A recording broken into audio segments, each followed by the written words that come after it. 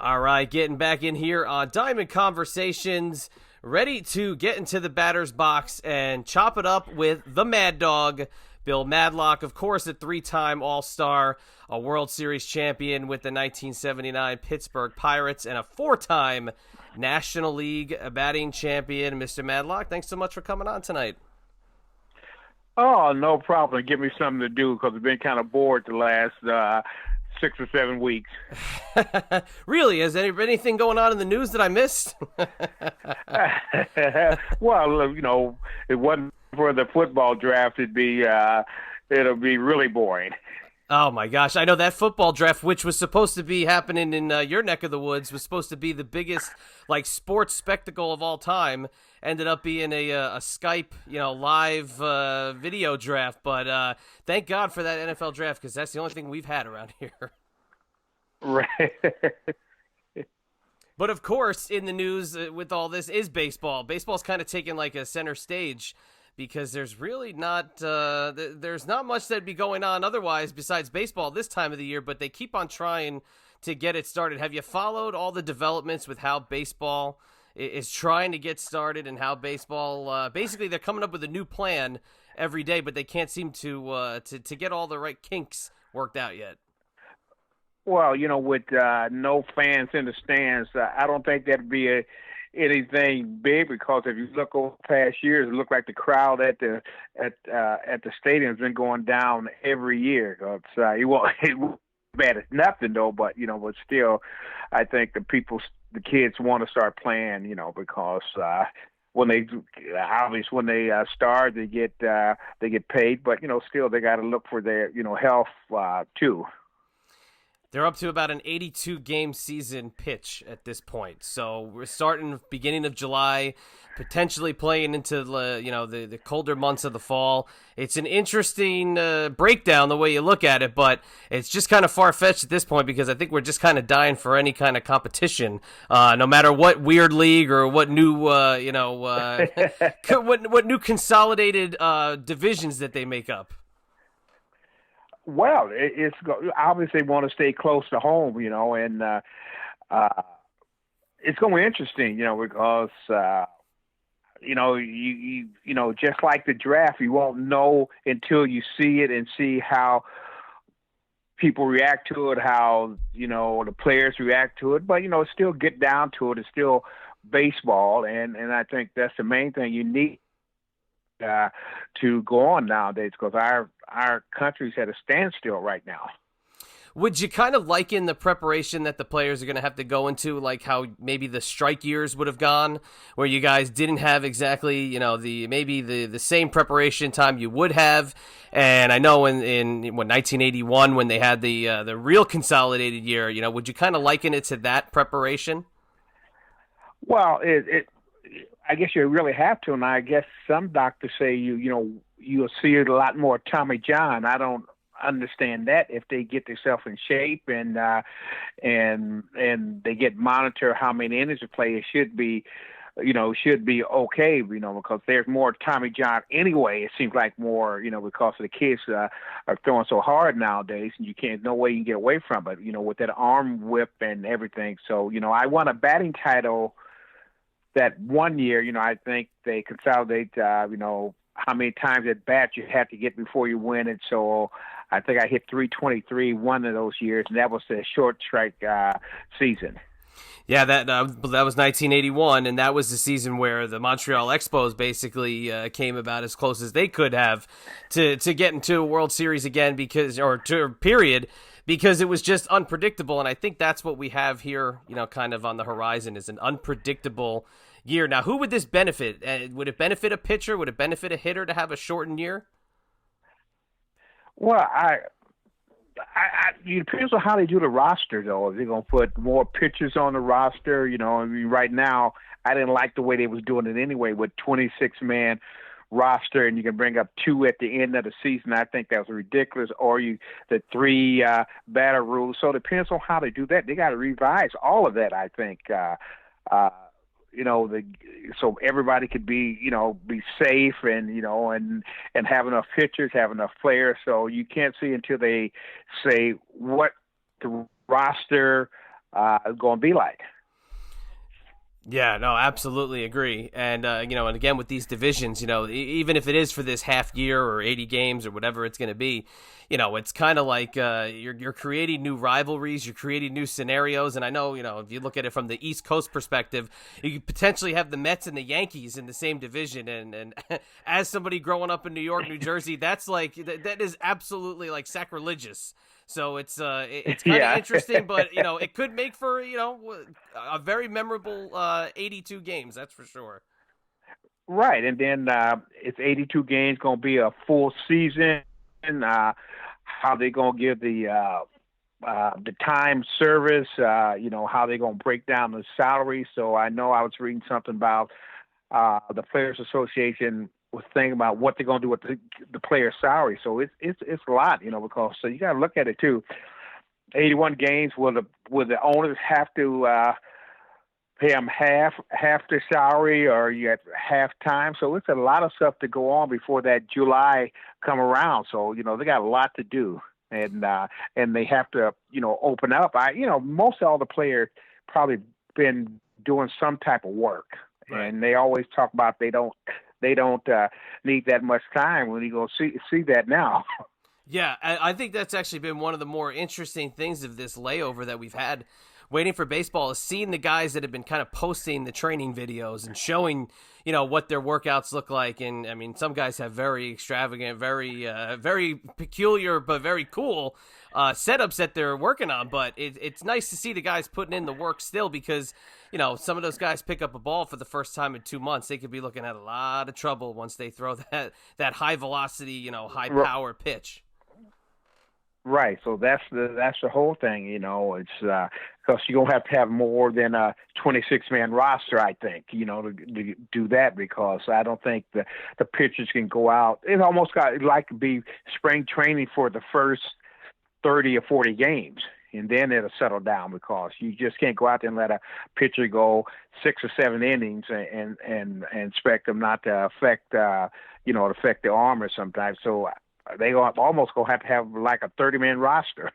Mr. Madlock, Doug here, kind of on that same topic. You played in an era where spring training was a little bit shorter than it has gotten in the last few years. So how long would you need to warm up? Do you think, if the owner came to you and said, all right, we're going to start on this day, when you're out of it for so long, how long do you really need to get ready? It's going to be at least because regardless of what type of exercise you do at home or away from your complex and stuff, it's still not the same, because I could work out all the time I wanted to in Pittsburgh or Chicago, but then when I got down to Florida or Arizona, it's like I never worked out at all. So it's going to be like a full spring training. You're gonna have to almost have a full spring training to get back into shape. You mentioned something before about service time, and I think that's another biggie that a lot of people may be overlooking. If there is no baseball this year, guys that have been traded to teams, especially the high profile, the Mookie Betts move, he's never going to suit up with the Dodgers. So I find that to be a kind of a tricky, circumstance. What do you think about that one? Well, but the only thing about it, I don't think the Boston want either one of them, because with Mookie the money and with David Price is his performance over the last few years. So I don't think they would bother Boston one way or another. I think it hurt L.A. more than Boston. LA well. You played there for a little bit there in the 80, 85, 86. So LA. Those fans, if they lose Mookie Betts, they're not going to be happy. No, they have to, and I think too they probably thought this was the year for them to win, because they came so close the last few years, and it's no cigar. So that's the whole thing, with and in the Western Division, the way they do it's going to be pretty tough. Matter for all divisions, going to be very tough the way they do it now. The 3 division. It's going to be it's no favorite in either one of the leagues. I mean, because it's going to be close. I mean, it's probably take the 80 plus games to win it. Yeah, it's it's kind of hard to wrap your head around. But let's talk about you. What are you up to these days, Mr. Madlock, out there in Nevada, kind of doing your thing? What's up in the world of Bill Madlock these days? Well, but nothing right now. We have a batting cage out here, and obvious that's closed down. Any recreation facilities closed down. So, and obvious, with the I usually do a few things with the Cubs coming in. Dealing with their corporate sponsor and their suite visits. So that's out. So really just sitting around. My wife, she got caught in Panama, so I'm solo.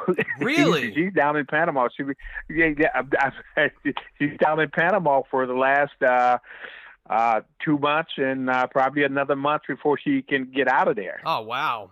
Now, how long was she there before this all started? Yeah, she was down there visiting her family. She was down there a month before all this started. Oh wow, man! Oh man, was there any chance she was going to be able to get out, or was this just kind of like close the door and that was it? They closed the door. They're a little more strict down there, and not like if she was in Panama City, she should get, but she was some like 4 hours from Panama, and they give you get to move around by the number of your on your citizenship card. Wow. If you got 2, you can go shopping on a Monday. If you got 3, you can go shopping on this, or you can move around for 2 hours. And last 2 Saturdays and Sundays they've been closed down to everything. So it's not. But like I say, she's American citizen though. But she could. It would have took some doing to get out of there. By plane from the United States, but it was just too much of a hassle. Wow, that's we're sorry to hear that, and hope you guys get reunited soon. Because we were just talking before we got started. It looks like in some places things are starting to ease up a little bit, which obviously goes along with talking about the possibility of baseball returning. But for you personally, we hope you guys get to get reunited very soon. Thank you. Oh, my pleasure. Thank you very much. But it also could lead to how we got connected to begin with, and that was, through a really cool autograph signing that you're doing, set up through yourself, through your Facebook page, which I think is very cool. We'll talk about that for a second as well. You got a little bit of time on your hands to do that, so it's a very great opportunity to connect with the fans. What made you come up with this idea? Just, think of something to do, cause, and, watching the games. And it's really funny, I've been getting one questions about, black and baseball, cause the people who've been watching a lot of the people on Facebook who've been watching all the games on there, and they ask me about, they see a lot of, black players on teams, and they keep on asking what happened. Because the number is going down every year, it seems like. And I'm going to write an article on that on my Facebook page about that, because I deal with, kids. I probably have 1 or 2 black kids come in to every 300 or 400 white or Hispanic kids come in and work with me. So, I talk to them about it. So I'm going to let the people know what I think about it and what they tell me about where there's not that many black in baseball anymore. Yeah, I mean, and on Facebook, on Twitter, it's a great way to connect with fans instantly, and a lot of fans, they can connect to you, whether it's a post or whether they send you a message. And that's awesome that you'll be able to get the chance to kind of share your thoughts and, maybe some interpretations as to why that is. Do you have any ideas you can share with us now as to why you think that is? Well, I think now, before when I could play 3 sports, so it's just a little bit, but now they make you only play 1 sport, and most of the black athletes I know they like to play basketball or baseball, basketball or football, and like saying and all those sports run into each other. So the coaches and everybody make you choose 1 sport instead of letting you play other sports, and so you can develop. And I think that's one reason, and that's one of the reasons too, right there, because they don't get to play multi sports anymore. Yeah, and if anybody could be a role model, it would be one of the greatest third basemen of all time there. So I'm curious to read what you have to say. Yeah, it's interesting because I talk to the kids and they tell me they're the reason it's some of it's it's not good though, but some of it's I can understand it, but it's just we're just not just I look at it not just black players. I'm talking about American players. Not just that because they're dealing with the same thing. The American player dealing with the same thing. Black or white, you still limited almost one sport. Right. Instead of limited, in the other countries, it's only one sport. It's Dominican, Venezuela, Puerto Rico, it's one sport. That is baseball. Here it's many sports to play. And I try to get other players going, but they just don't seem to feel they get a fair shot when they go out for baseball. As far as being a multiple sport athlete, there's a Sports Illustrated article from a few years back that mentions that, you received over 100 scholarship offers, not for baseball, but for football and basketball. With all that in mind, do you think that you would have continued on the baseball path if you were growing up today? It's really funny because back then, nobody came to a baseball game. You're lucky to have your mother and father there, football, basketball, the school loved it and everything about it. It was a more exciting sport. So I really don't know, but I was fortunate, in Decatur, Illinois, where I grew up, we had a minor league team. So, and that helped right there too. And I think what helped too, I know they got all these other countries that every team got an academy. Puerto Rico got academy. Almost every team got academy in their particular country, and we don't have that. I know we have some type of program, the RBI program, but it's still not the same as dealing with academy where they're teaching baseball, they're learning stuff. It's not the same.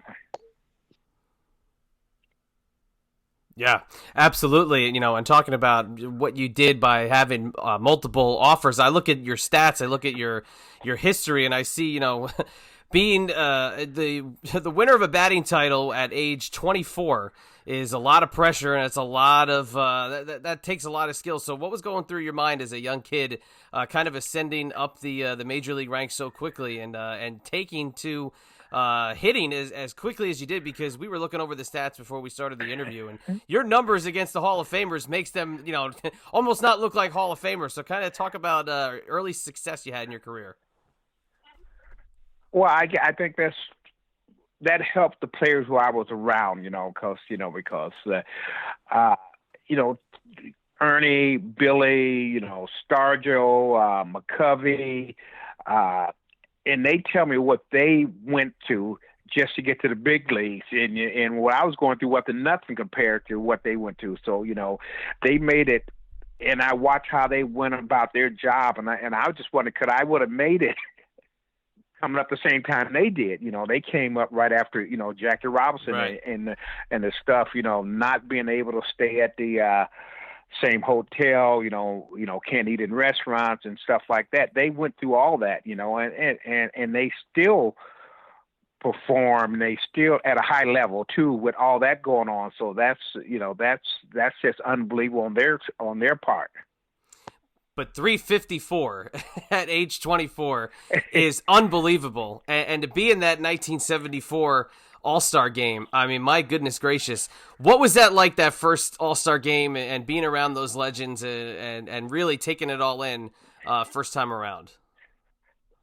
That was unbelievable. That's probably because the first game I watched was down in St. Louis at the old Sportsman Park, and I seen those guys down there. We used to watch them on Saturday. I think about maybe one game back there on Saturday, and all of a sudden I'm sitting in the dugout with them. That was just unbelievable. It was, it was nerve wracking because I was scared. Who was the guy that you kind of gravitated to the most? Well, in an All-Star game, it was a little different back then. It wasn't a big fanfare like it was. We just went into batting practice, hit, and played the game. I remember the one guy that I was right. We stayed at the hotel with Bobby Bond. He was one of my favorite players. I love the players from your era. Classic. These guys can never be duplicated again. And you see the competition that you had. It's just you had such an amazing, amazing career. And to put you on that list of guys that are not in the Hall of Fame, is that something that you think about? Is the Hall of Fame still in the mind of the Mad Dog as you as you watch the years go by? No, it's not, because after a while you really don't know how to choose the Hall of Famers, because it seems like every year it goes from this guy, first guy said this guy shouldn't have it. He played in Colorado, or this guy might have been on steroids. It seems like one guy could be on steroids and get in, another guy can't be on steroids and be in. So it is just, and I think too is with all this MLB, all this sports thing, I think they almost force some of the writers to pick a player, right? Because because it seemed like and just like all these stats, I listen to some of these players and they talk about them on TV, and I think I'm talking about Willie Mays, and you're talking about guys hitting 10 home runs and 50 RBIs, but they got this replacement, they got this, that, like that, and you don't know how they choose it now. You don't know how they choose the, because you look at guys like Parker, you look at guys like Vader Princeton, you look at guys like Jim Cott. I always thought you go by your stats. Right. That's Hall of Fame. And just like picking an All-Star game, the All-Star game is you pick from the beginning of the season up until a week before All-Star. That's who should make the All-Star game, not what they did last year or the year before. Right. And that's why I understand, and the same way with MVP, and the same thing, obviously everybody knows who's the best player in baseball. That's Trout. Right. But that don't mean he's having the best year every year. Yeah, exactly. And that's the whole thing, because I thought the kid from the Yankees last year was MVP.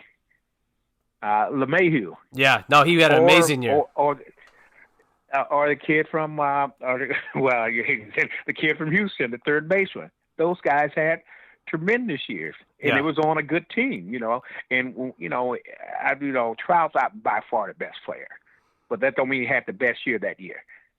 That's the whole thing, and that's and I think that's all we got to do with the people on TV. They brainwash and they almost force a sports writer to vote for them, or then you get one guy say, I'm not going to vote for this guy because other guys will vote for him. So how does it work? Right, yeah. I mean, I flip over the baseball card. I look at the average. I look at the hits. I look at the runs batted in. I kind of go with that classic view. So I guess the Mad Dog's not really an analytical guy. Now, somebody like our statistician here on the show, Doug, is more of like a stats and a numbers guy, and he can hit you with those wins above replacement and all these different things. But back in the era where you went off the stats, I mean, that is, to me, that's what baseball's all about. Is I look at your numbers and I say, my God, this guy was an amazing hitter. Yeah, you can't go by that. What happened, when I played, because they didn't count that. They wasn't going that way. They was going by, base hits, home runs, RBIs, and stuff like that. Now you got guys, driving in 50 runs, and they tell them they're the greatest player ever, and stuff like that. It just I don't understand, and I don't try to understand, and I don't spend too much time worried about it. Yeah, exactly. Doug, what else do you have that you found in terms of the more modern stats that they brought out about Mr. Madlock? Well, just looking, I've spent a lot of time looking at sort of individual matchups, and to be honest, I mean, you wore people out. And what's been interesting to me to look at, some of your stats versus, a guy like Tom Seaver, you hit 306. Steve Carlton, you hit 311 with, 16 RBIs and 38 hits. And you can go through example over example of guys that you really took care of, including, Jerry Royce, you hit over 400 against in 80 at-bats. So there's one guy that I wanted to ask you about, though, that, it seemed that you had real trouble against one person in the prime of their career. And I wonder if you could talk a little bit about Fernando Valenzuela in the early 1980s. Well, I think he was unique, because he threw that curveball. I mean that screwball, which we never seen it before. Just like they had two pitchers like that. They had one from the left and had one from the right. They had Marshall, the reliever. So he was different. He give you all that motion, eyes all over the place. He was unique. He was a unique pitcher. We haven't seen before. Just after a while, everybody got used to it, and it didn't seem to be that much problem. Yeah, your last season you faced him, you had a couple hits, including a home run. Yeah. It just I think it's a lot harder to hit nowadays because of you face maybe 3 or 4 pitchers a game. Back then, we probably faced 1.5 pitcher per game, and I think that and now you got one guy throwing 96, and the next guy throwing 97, 98, and 99. So it's a big different. Baseball is different. It's almost like they almost have to, over the last 30, 40 years, almost have to put it in 10 years, this, because baseball have changed so much over the years, with there was steroids, the regular baseball when I played, and now the way it is now. So it's 3 different over the last 30, 40 years. Have been 3 different type of baseball. Now, you mentioned those different types of baseball.